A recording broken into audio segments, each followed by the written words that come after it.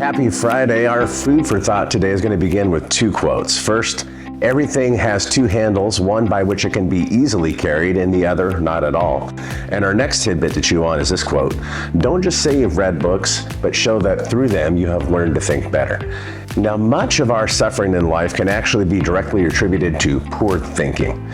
Poor thinking such as catastrophizing some small event and assuming it means the worst is going to happen, or assuming the motives or the mood of another person, or reacting before you stop, pause, and think. And our goal in life is not to simply stuff our heads full of knowledge, but to actually let that wisdom work its way out in real life.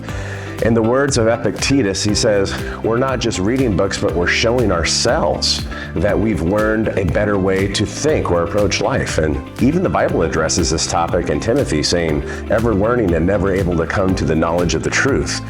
In other words, there's lots of head knowledge that never makes it to one's heart. Our principles or philosophy only really mean something when they actually change the way that you think and consequently how you live out your daily life. And here's one example: offenses.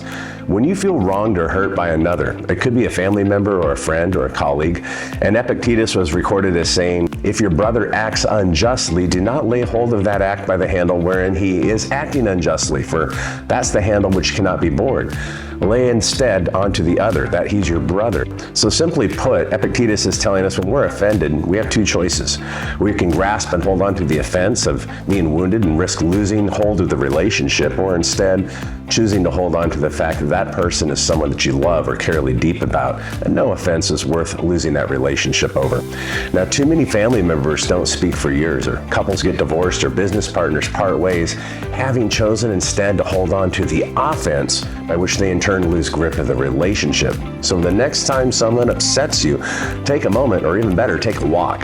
And perhaps during that walk, some of what you've read or heard here will come to mind and lead you to consider by which handle you're going to grab it. And in doing so, you may have just learned how to think better.